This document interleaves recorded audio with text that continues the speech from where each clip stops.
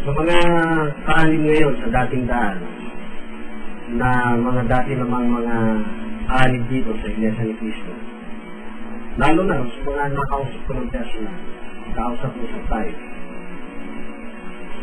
meron kayong matututuhan sa akin naging karanasan. Kasi noon, wala akong kapag-asang ako'y kaawaan pa ng Diyos at nagpamamahala ng Iglesia ni Cristo na ibalik pa sa Iglesia dahil sa aking mga nagawa. At yan din ang nasa paniniwala ng marami sa inyo ng mga nakausap ko ng mga dating kapatid dito sa Iglesia ni Cristo, na hindi na kayo tatanggapin dito sa Iglesia ni Cristo dahil sa mga nagawa ninyo. Ang karamihan naman sa inyo naanid dyan sa dating daan na matagal nang iwalag sa Iglesia.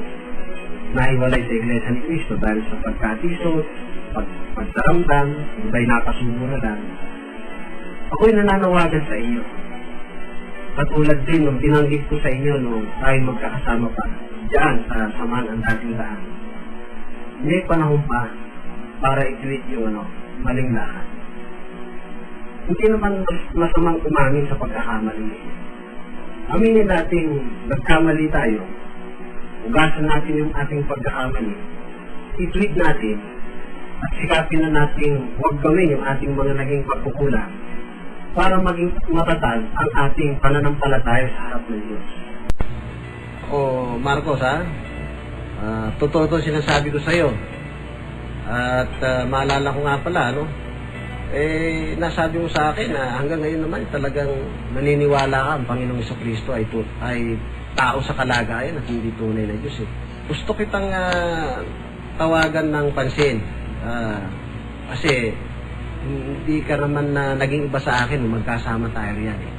Eto na.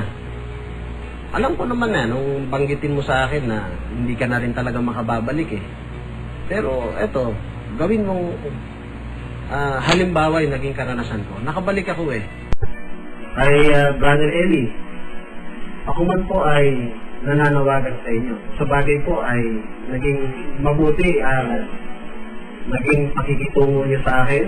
Wala akong masasabi sa personal na samahan natin.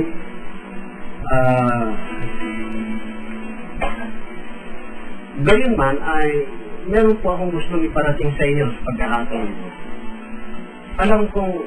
Alam nyo rin naman na ang iba sa inyong mga itinuturo ay mga maling batay, mga mali naman ang mga batayan sa Biblia.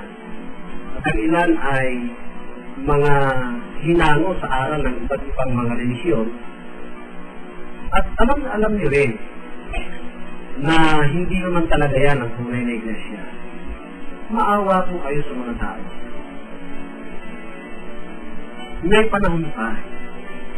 Yun nga po kapag ang isang tao ay nagtaglay ng maling pananampalataya o maniwala sa maling aral, mabigat na kasalanan na yun Pero yung maling aral na yun, ipalaganap pa niya at pinipaniwalaan ng maraming mga tao at tulad ng mga anin ba yun sa dating daan, compounded po ang bigat ng kasalanan.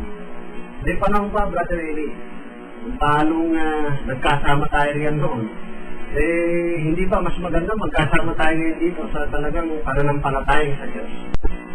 Sa mga tagapangasiwa ng distrito, sa mga kamanggagawa noon, mga kapwa, mga ministro, sa lahat ng mga may tungkulin, mga diakon at diakonesa, sa iba't ibang mga matindi ang naging pagdaramdam sa akin.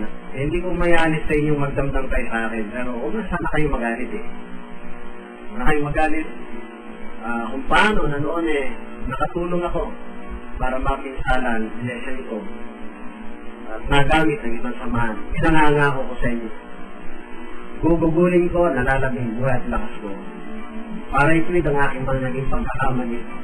At ako, makakangkatas ko mahala para wasakin ang mga maling aral, maling religiyon na naghahatid sa tao sa kapahamakan.